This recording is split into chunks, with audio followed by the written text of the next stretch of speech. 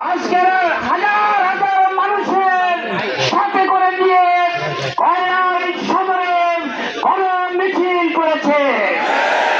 এই মিছিলে জামাত ইসলামী নেতৃবৃন্দ, শ্রমিক কল্যাণ নেতৃবৃন্দ, ইসলামী ছাত্র শিবিরের নেতৃবৃন্দ, অন্যান্য রাজনৈতিক দলের নেতৃবৃন্দ, আইন শৃঙ্খলার দায়িত্ব নিয়োজিত সদস্যবৃন্দ এবং কয়লার আপামর জনসাধারণ, আসসালামু আলাইকুম ওয়া রাহমাতুল্লাহি ওয়া বারাকাতুহু।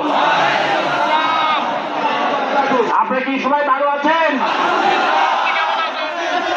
মিছিল আজকে শুরু হয়েছে, বেশি করে মিছিল করতে হবে।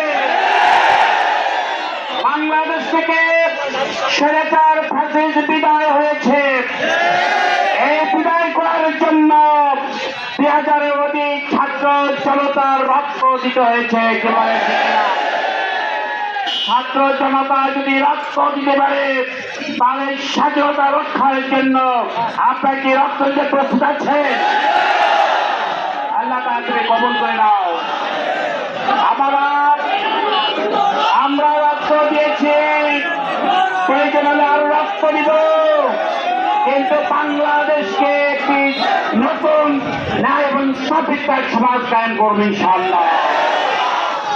50,000-এর অধিক ছাত্র জনতা বঙ্গত্ব বরণ করে মৃত্যুর সাথে পাঞ্জা লড়ছে। আল্লাহ সুবহানাহু ওয়া তাআলার কাছে দোয়া করে রব্বুল আলামিন তাদেরকে দ্রুত তুমি সুস্থতা দান করো। যারা শহীদ হয়েছে আল্লাহ রাব্বুল আলামিন তাদের শাহাদাতের সর্বোচ্চ মর্যাদা দান করো। আজকের কয়লা গণ মিছিল থেকে আমরা শপথ করতে চাই। করবেন সবাই? শপথ করবেন। নতুন বাংলাদেশে গড়ার জন্য আমরা বলতে চাই আমাদের কোনো শত্রু নেই, আছে? আমরা সবাইকে বুকে থেকে টেনে নিতে চাই, ভালোবাসতে চাই। আমাদেরকে কেউ শত্রু ভাববেন না। ইসলামের শত্রুর কোনো জায়গা নাই। আমরা সবাইকে বন্ধু হিসেবে জানতে চাই।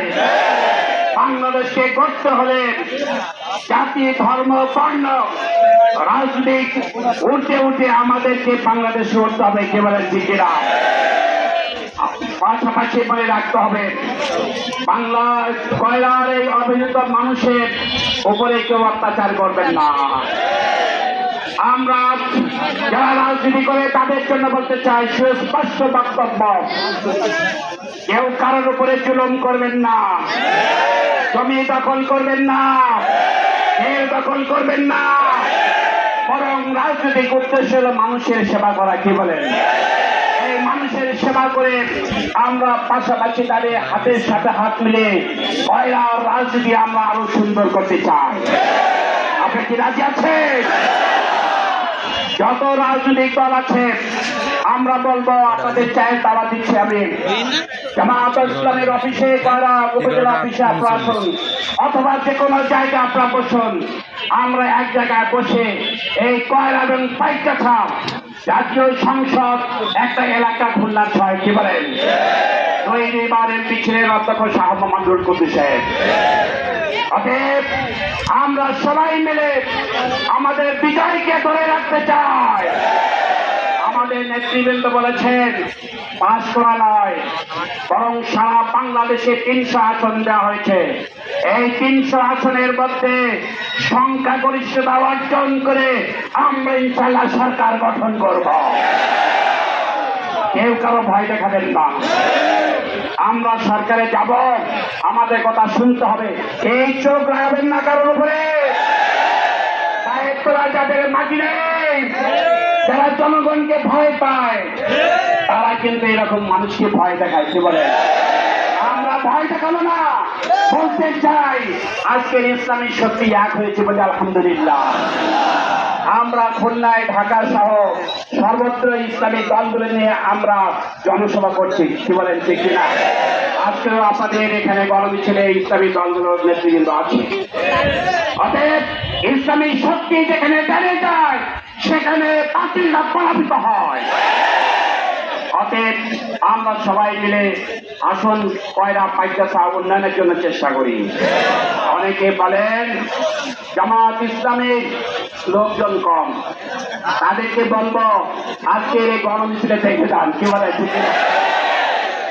আমরা গণমিছিল করে প্রমাণ করতে চাই নির্বাচন করার শক্তি আমাদের আছে, আমাদের সাংগঠনিক শক্তি আছে। আমরা এদেশে রাজনীতি করে মানুষের বুকে হাঁটি ফুটাতে চাই। আসুন আগামী জাতীয় সংসদ নির্বাচনে শিডিউল ঘোষণার আগেই সবাইকে জাতীয় নির্বাচনের কাজে ঝাঁপিয়ে পড়বেন ইনশাআল্লাহ। 4 ঘন্টা বিশ্রাম নিতে হবে, 20 ঘন্টা ভোটারদের কাছে থাকতে হবে, নির্বাচনের কাজে থাকতে হবে। কে কে রাজ্যে হাত তোলেন? তারা এই সমস্ত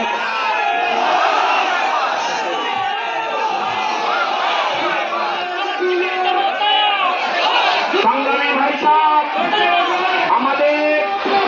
আমাদের জনসংখ্যার মধ্যে একটি উল্লেখযোগ্য সম্প্রদায় আছে, হিন্দু সম্প্রদায়, কি বলেন ঠিক কিনা?